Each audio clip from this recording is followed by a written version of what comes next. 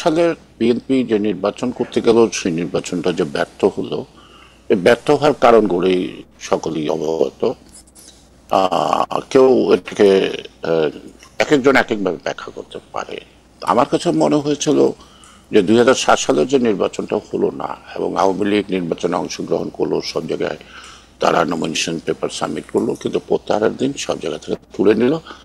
ফলে দেখা গেল যে নির্বাচনটা আর হতে পারেনি। এবং তারপরে জরুরি আইন ঘোষণা এবং 111 নামে যে খ্যাত একটা কাহিনী ঘটলো। আমার গোড়ার থেকে মনে হয়েছিল সেটা একটা বীর রাজনৈতিকরণের কোনো প্রক্রিয়া, সুষ্ঠু অবাধ নির্বাচন, জনগণের ভোটাধিকার, এটা মনে হয়েছিল আমার কাছে গৌণ। যদিও আমি তখন সরকারও ছিলাম না, আমি বিএনপির সর্বশেষ যুগ্ম মহাসচিব ছিলাম। তো এটা আমার কাছে ধরা পড়লো তাই। এবং তখন তো আপনারা দেখতে পেলেন যে আওয়ামী লীগের নেত্রী দেশে থেকে গেল, এয়ারপোর্টে বলে গেল মানে জরুরি সরকারের সকল কিছু বৈধ করব। তখন তারা কি অবৈধ কাজ করছে তাও জানি না, কেনই বা তিনি বৈধ দিবেন এ কথা বললেন তাও জানি না। পরবর্তী পর্যায়ে দেখলাম যে প্রতিদিনই সাংবাদিকরা আপনার ইয়েতে অপেক্ষা করে, কোথায়, এয়ারপোর্টে অপেক্ষা করে খালেদা জিয়া যাচ্ছেন যাচ্ছেন যাচ্ছেন।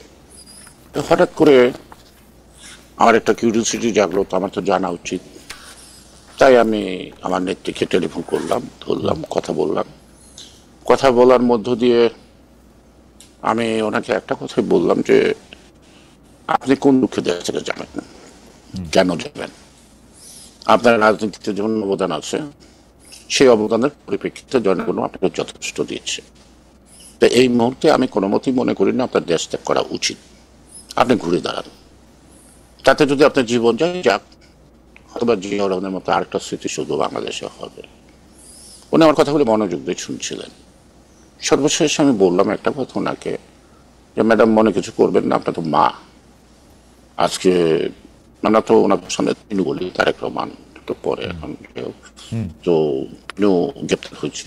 আপনি ছোট ছেলে কুকুরকে নিয়ে চিন্তা আছে, একটু সত্য। তো আপনার মধ্যে একটা দ্বিধা কাজ করতেছে। কি দ্বিধা? আমরা বললাম যে এই যে নানা কুৎসা, নানা কথা, নানা রটনা, যত কিছু হোক, আমরা তো সন্তানের মা। মায়ের মমতার থেকে তো সন্তান বিচ্ছিন্ন হতে পারে না। এখন আপনাকে সিদ্ধান্ত নিতে হবে, আপনার যে অর্জিত নেতৃত্ব, আপনি কি নেতৃত্বকে প্রাধান্য দিবেন না মাতৃত্বকে প্রাধান্য দিবেন? আপনি যদি মাতৃত্বকে প্রাধান্য দেন তাহলে আপনার জীবনের সকল অর্জন বিসর্জন হবে। আর যদি আপনি আপনার নেতৃত্বকে প্রাধান্য দেন তাহলে আপনি সবকিছু ফেরত পাবেন। এই ঘটনা এই ঘটনা একটা সময় বিলীন আমি হয়ে একটু যাবে। আমি একটু জনপ্রিয়, আমি একটু আপনাকে আটকাই, কারণ আমরা এই ব্যাপারগুলি পুরোপুরি শুনতেই চাই, কিন্তু আপনি এই জায়গাটা যদি আমাদেরকে একটু ব্যাখ্যা করতেন যে আপনি মাতৃত্বকে প্রাধান্য দিলে আপনি সবকিছু হারাবেন এবং নেত্রীকে প্রাধান্য দিলে সবকিছু ফিরে পাবেন, সেখানে কি আপনি মিন করেছিলেন যে জনাব তারেক রহমানকে এখন দেশের বাইরে পাঠিয়ে দিতে হবে? না, আমি সেটা মিন করে নাই, তত সে জেলখানায়। হ্যাঁ, আচ্ছা, সে জেলখানায়। মাতৃত্বকে প্রাধান্যটা আপনি কি বুঝতে চেয়েছেন এটা যদি একটু বলেন।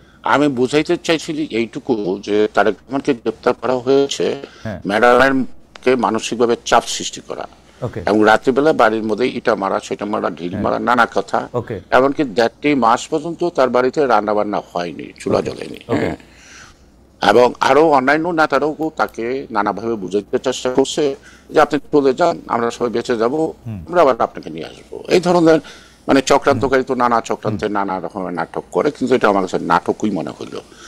তখন উনি বলল যে আমি আল্লাহর কাছে সন্তান দুইটা সইকা দিলাম, তোমরা বা তুমি আমার সাথে আছো কিনা। আমি আপনাকে টেলিফোন করেছি, আমি না সবাই আছে আপনার সাথে।